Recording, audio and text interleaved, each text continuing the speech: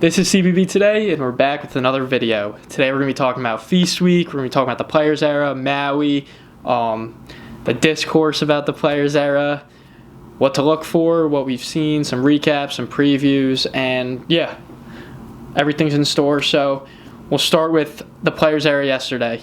My two favorite matchups, I think they were everyone's two favorite matchups if you're just a fan of the sport, right? If you don't have a dog in the fight. Iowa State St. John's and Alabama Gonzaga, solely because it was just high-level hoops. Like, that's the easiest way to put it. Iowa State has some dudes. We knew Tamin Lipsey. We knew Milan Momcilovic, Joshua Jefferson. Buchanan stepped up. Freshman Killian Torrey, he had a great game today with no Lipsey. Iowa State is definitely underranked right now just because they haven't played anyone prior to St. John's yesterday and prior to Creighton today. They are probably a top 10 team in the country. Like, I would put them ahead of BYU. I'd put them ahead of Florida. Put them ahead of Michigan, although Michigan's looked good. St. John's, they lost by a point. I'm not high on St. John's. I've talked about it in the past. They bounced back today. They beat Baylor 96-81, so that was a nice bounce back. Not really a good matchup for the Bears, but, a loss to St. John's is not going to kill you on your resume come March. So, yeah, Iowa State St. John's was a great November basketball game. Alabama Gonzaga, another great November basketball game. High-level basketball. LeBaron Filon, I know he had 29. I think he had 4 assists to go along with it. Let's see. I think 29. He had 7 assists. Okay, 29 and 7. He has improved so much from last year. He has become such a better playmaker than he was. And, it helps when Mark Sears isn't there. You're a lot more on the ball. You're playing a lot more. 37 minutes last night. I mean, I said it on Twitter last night. His game right now reminds me a lot of Dylan Harper's from last year. Just the way he moves is professional. It's refined. He plays at his own pace. He can score at all 3 levels. He's not going to get sped up. It's amazing to watch. He is one of my favorite players in the country. He's a lottery pick. As a sophomore, he is going to be a lottery pick. Gonzaga did get the 95-85 win. Besides Filon, it was kind of a struggle. Aiden Sherrill had a nice game, but Aiden Holloway shot 2 for 10 from 3. There was no Latrell Wrightsell last night. Taylor Bowen struggled. They're going to obviously need more from other pieces. There was a point when Filon had 22 points and no one else was in double figures, when I think they had around 60-something points. That probably can't happen if they want to be successful, and it probably won't happen that much this season. Sometimes you just have an off night. You're traveling from Alabama to Las Vegas. Who knows? But Gonzaga, Graham Ike had 21 points, 11 rebounds, and Tyon Grant-Foster had 21 points, 7 rebounds. Braden Huff had a good game. I don't know. I'm seeing a lot of chatter about Gonzaga being a top 5 team in the country. Will they be ranked top 5? No, because of the resume. But are they a top 5 team in the country? We know the analytics love them. We know the metrics love them. Ken Pom loves them. Watching them last night, they have the experience. They have Innocente off the bench. You have Braden Smith off the bench.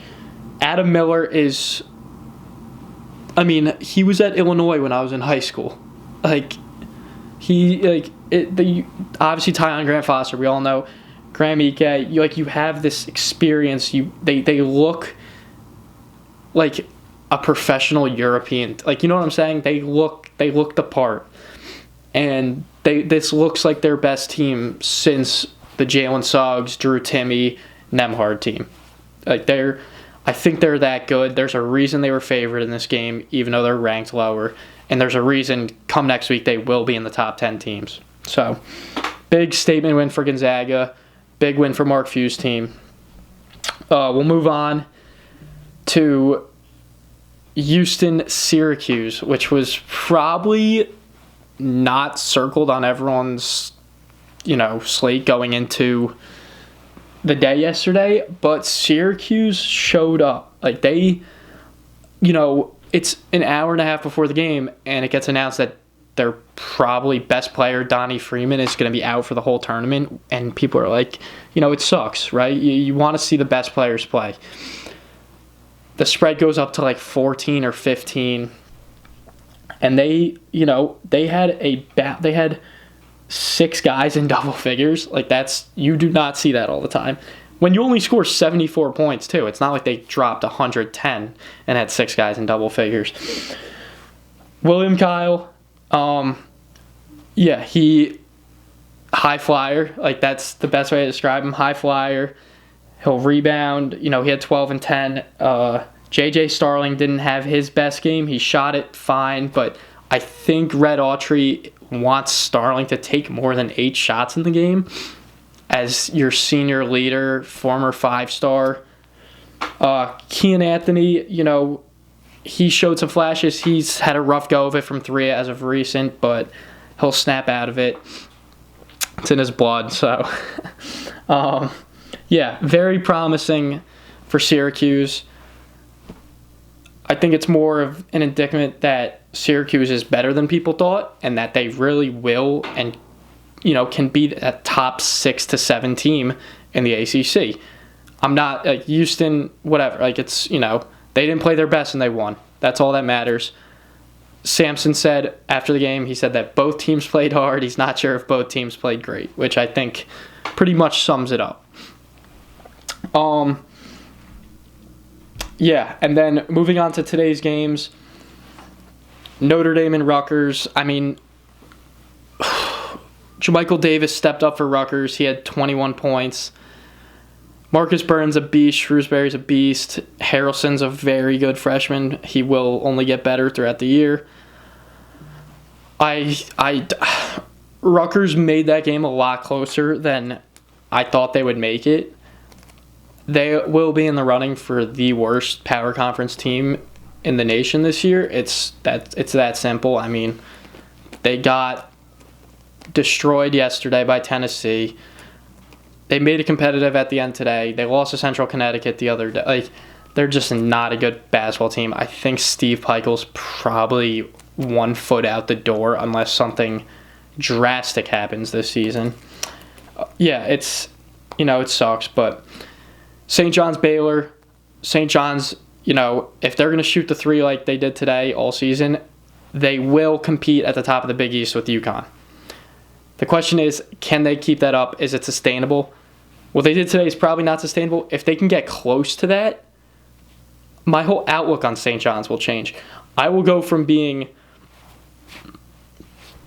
I don't want to say a St. John's hater, but I will go from not being a fan of St. John's to looking at it more like, okay, they have a lot of talent. They have a lot of pieces.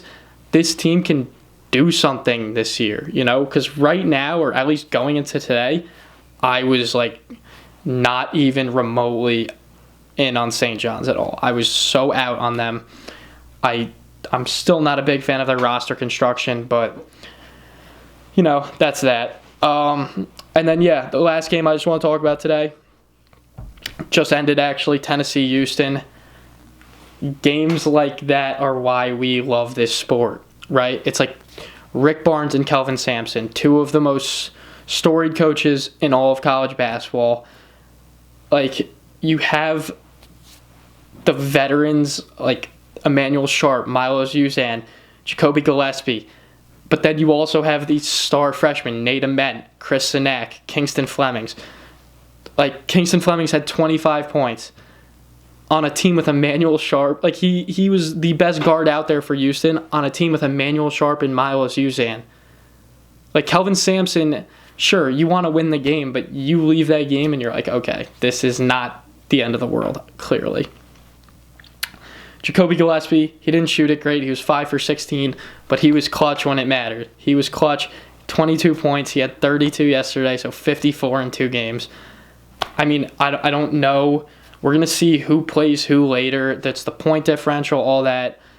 So we got to see, if there is a most outstanding player in this tournament and Tennessee can end up in the championship game, it'll be Gillespie. Nate Ament struggled a bit. He'll be fine. He showed how great he was yesterday.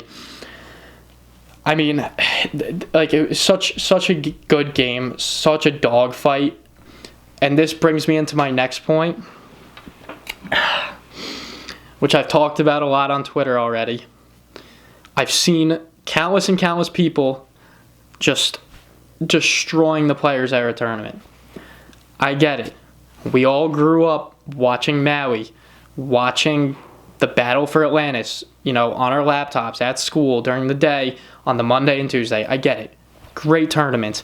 You look at the fields now in those tournaments, they're definitely not as loaded as they once were. You look back 3 years ago, I remember Arizona, Creighton, Arkansas. Now it's, NC State's the best team in it. You got one ranked team. I understand all of that. I was at the Players Era tournament last year. Yes, it's not you're not going to get as much juice in the arena when you're playing in a WNBA venue opposed to a high school venue. Because the high school, there could be the same amount of people in both gyms, right? It's going to be packed in Maui, and it's not going to be packed in Vegas, especially over Thanksgiving week when people are going to maybe not want to travel across the country because they want to spend time with their family. I get all of it. I understand it. I don't want to see Maui and the battle for Atlantis just die. I don't. Trust me on that. But the Players Era tournament is giving us some of the best games that we'll see this season. So I think you have to take the good with the bad. The fact that, yes, it's a little odd with, it seems like there's all this juice in this game, and then they pan to the crowd and there's barely anyone there. Add on that it's a non-bracket format. That's the bad. But the good is we get Iowa State versus St. John's, we get Alabama Gonzaga, we get Tennessee Houston, we get Auburn Michigan. We get all these great games. So, which at this point, the coaches have talked about it, it would not be possible to do in Maui because it's just not worth it. It's not. Maui isn't, a 2-hour bus ride for anyone. It's not, obviously. You are spending a lot of money to participate in the Maui Invitational, which now you can play in this tournament where you are potentially profiting off of it.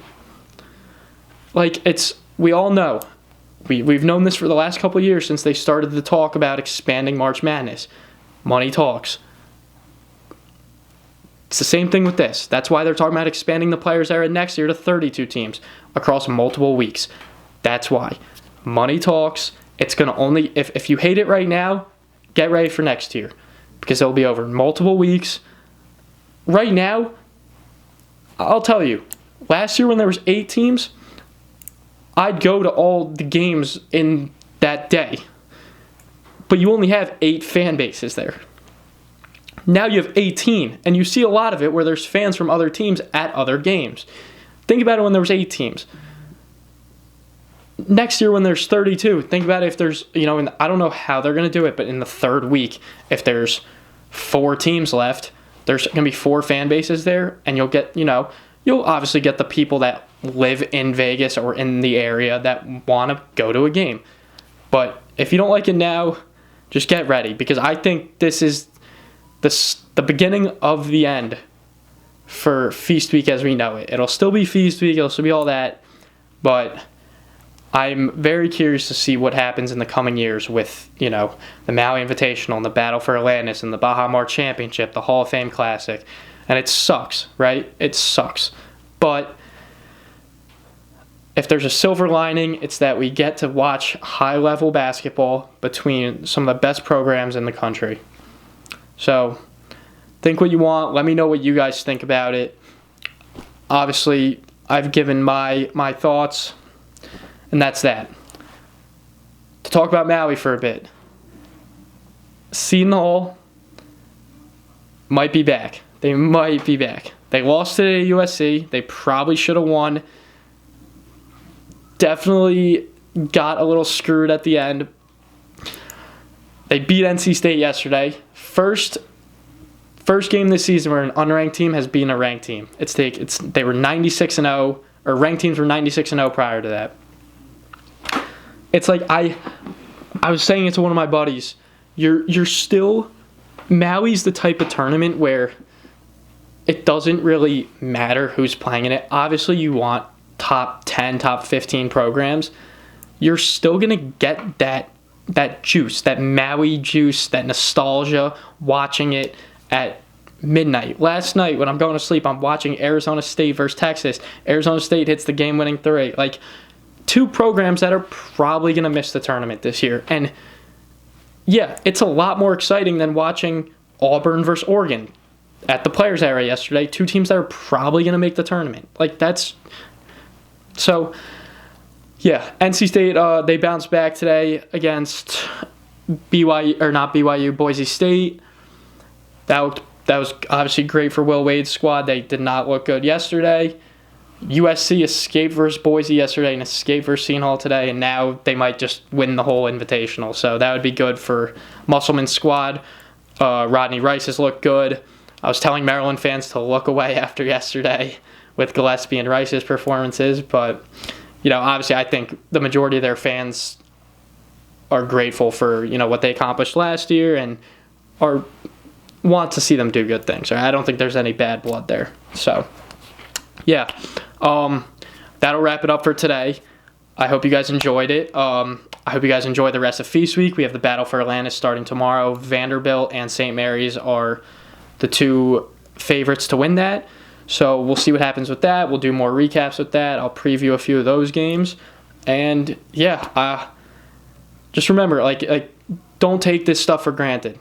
Like, these games, Feast Week, it's games like this, because it'll come June and July, and you're like, wow, I wish I could watch, Temple and Princeton are playing right now in Florida. And it comes mid-July, and you're like, damn, I wish I could watch that game right now. So, enjoy it. Spend some time with your family. Enjoy Thanksgiving. And, yeah, CBB today, and I will see you guys next time. Peace.